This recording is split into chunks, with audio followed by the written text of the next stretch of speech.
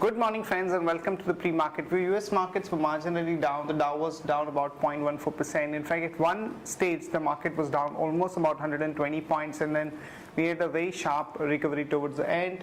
The non-ISM services data that came out were better than market expectations. Rest of the things are looking okay. The 10-year bond yields hover around 2.6, and overall we've seen some stability in the markets. And as far as tapering is concerned, no real major issue is coming up for debate, and it looks like that tapering will start again hitting the headlines only in the early part of 2014.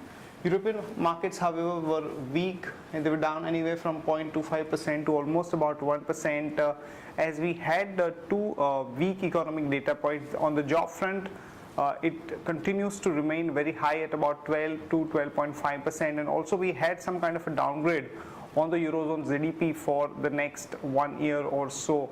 So that was reflected in the way the European markets have been performing. And when we look at the Asian markets today morning, Nikkei is down almost about 0.2%, and Hang Seng is also marginally down, and same is the case with some of the other Asian markets like Shanghai, etc. And SGX Nifty is suggesting that we are going to have a downtick of about 10 to 12 points. In terms of flows, friends, FIs were net buyers to the tune of about 164 crore in the cash market. In the index futures, they were sellers to the tune of about 764 crore. And the domestic institutions were sellers in the cash market to the tune of 684 crore. So for the past 2 or 3 days, what we have observed is that the net buying by the FIs in the cash market has actually slowed down. And even in the index futures, we have started seeing them selling, which is definitely reflecting in the way the markets are behaving. And we had some kind of a downtick yesterday of almost about 60 to 65 points. And though at some stage the banking was looking strong, but it gave up most of its gains in the last about 45 minutes to 1 hour of trade. Also, we are seeing a good amount of profit booking in the defensive sectors like IT and pharma. And some of the mid caps are actually stealing the limelight, and we are seeing smaller banks actually doing extremely well, and we had seen a good amount of action across the mid cap stocks. On that note, let me invite Sadhna to take us through important F&O cues and ideas that we could have from the F&O side. Good morning friends, let's have a view on derivatives. After touching a lifetime high on moderate trading session, yesterday we have seen that markets traded in a range and ended the session with a marginal loss of 0.85%. In this period, we have seen that short positions were squared out by market participants, as around 6.73 lakh shares were reduced in open interest, and Nifty futures premium increased from 37 points to 45 odd levels. PCR is also at flat 1.08, but we have seen that call option as well as put option has same additions, as around 13 lakh shares added in open interest. It is clearly visible in the options activity. As we see, put option 6,200 and 6,000 has highest number of shares in open interest, whereas on higher side call option 6,300 and 6,400 has highest number of shares in open interest. Overall, as we are trading our VWAP of 6250, bias for the market is positive, but 6250 might act as a good support on closing basis. From intraday perspective, one can go long on Petronet with a stop loss of 126.20. Thank you. Here are the important news and events that we are tracking today. First of all, the companies that will be announcing numbers today. ABB Limited, we are looking at a net profit of about 47.5 crore. Ashok Leyland could report a loss of 89.5 crore. BHEL, we are looking at a net profit of about 805 crore, which would mean that there is going to be a 37% drop in the profit compared to the previous quarter. And Voltas, we are looking at a net profit of about 31.9 crore. Cognizant came out with its quarterly numbers, and they were better than expectations both in terms of revenue and profitability, and in fact it has also been able to beat its own guidance. The dollar revenue grew by about 6.7% quarter on quarter, and they've also upped their guidance for the current year to almost about 20.3% compared to about 19%.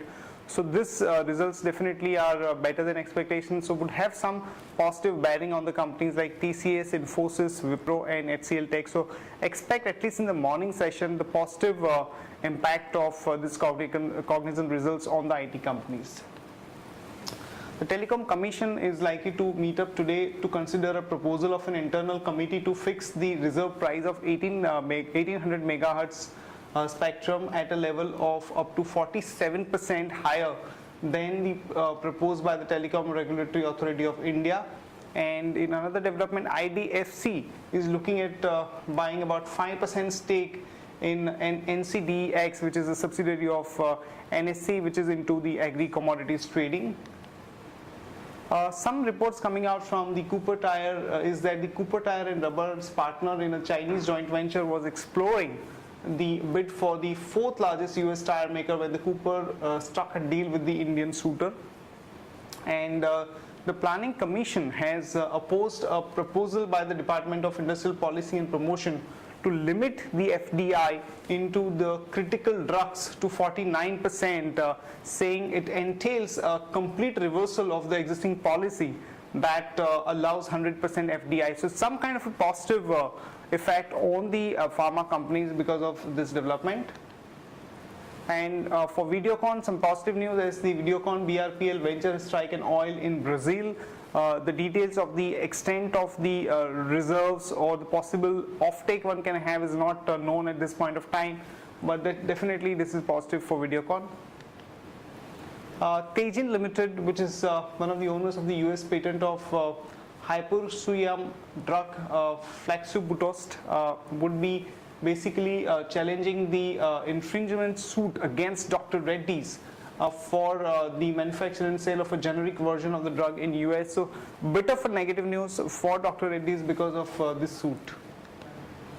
Coming to the stock specific news, TCS has won a contract from the US from Zion's Bank Corporation for a core banking solution.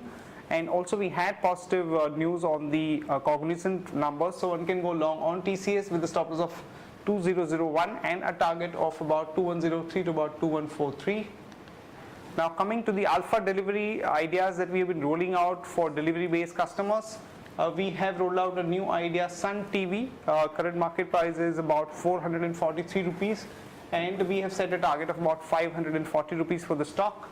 And it's a very well known leading broadcasting company operating 32 channels in South India. And digitization is going to be the key trigger for some of these media stocks, and we expect this growth to be largely driven by the improving subscriber base and also the ARPU, given its dominating position in the South India. And the balance sheet of the company is extremely strong, and it's generating a very strong cash flow. And increasing demand for the regional advertising has actually been helping the revenue for Sun TV over the last couple of years. And going forward, the ad and broadcast revenues would register a decent growth on the back of the rising spends by the FMCG companies, and the fact that the economy also could revive in the next about 8 to 12 months would be a positive trigger for Sun TV. There is a case for some kind of a re-rating on the valuations of Sun TV, given the better quality of the growth prospects and the fact that digitization as a theme would really pick up in a major way. The key risk to the call is that the cap of 12-minute on the ads could pose some kind of a threat depending on how the numbers pan out for this quarter.